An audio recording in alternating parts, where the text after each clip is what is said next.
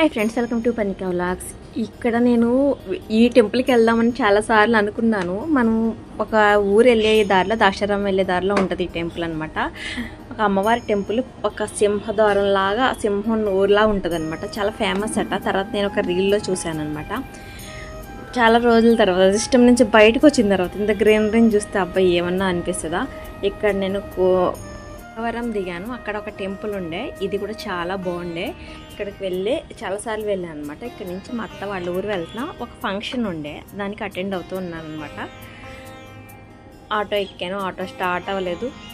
మార్నింగే వచ్చామని చెప్పేసి అన్నింది, బట్ మనకు అవ్వదు కదా. ఆటో ఓడేమో, నేనే లేట్ అనుకుంటే ఆటో ఇంకా లేట్. తర్వాత ఇక్కడ ఒక రైల్వే ట్రాక్ ఉంటుంది అనమాట, కోటిపల్లి వెళ్ళి రైల్వే ట్రాక్. ఇక్కడ ఫ్లవర్స్ కూడా చాలా బాగుంటాయి. ఈ ట్రాక్ దగ్గరికి వెళ్దాం నాకు చాలా రోజుల నుంచి అనిపిస్తూ ఉంటుంది. ఇప్పుడు ఒక్క బస్, రైలు బస్ ఇలా ఉంటుంది అనమాట, ఒకటే ఇక్కడ నడుస్తూ ఉంటుంది. ట్రాక్ దగ్గర వీడియో తీసుకున్నాను చాలా రోజుల నుంచి. మంచిగా ఎవరైనా వీడియో షూట్ చేసుకోవాలంటే మంచి రీల్ తీసుకునేదాన్ని, బట్ అక్కడ ఏం లేదు కదా, ఎవరేమనుకుంటారని ఒక ఫీల్ అయితే ఉంటుంది. కానీ ఈ ఏరియా భలే ఉంటుంది అబ్బా. అక్కడ రోడ్డు మీద చాలా విగ్రహాలు కూడా ఉంటాయి.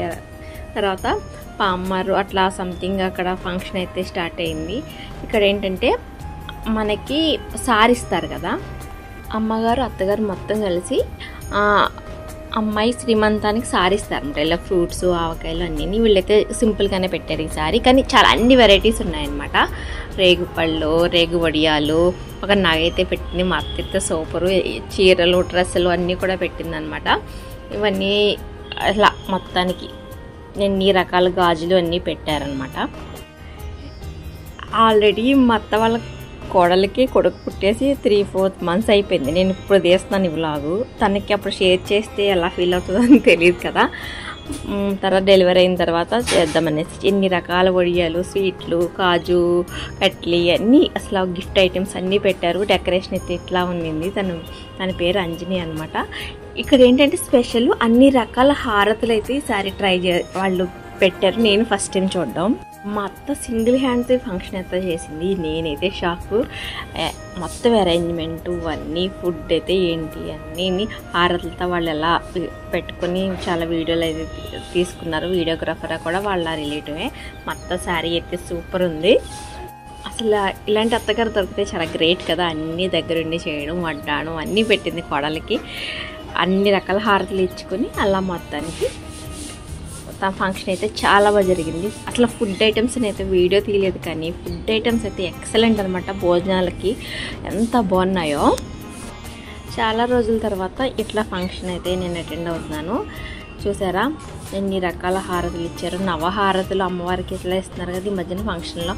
పసుపు హారతి, ఇలా అన్ని రకాల వెండి పూల హారతి, అన్ని రకాల పసుపు కుంకుమతో హారతి అన్నీ ఇలా వీడియోలు అయితే నేను తీసాను అనమాట.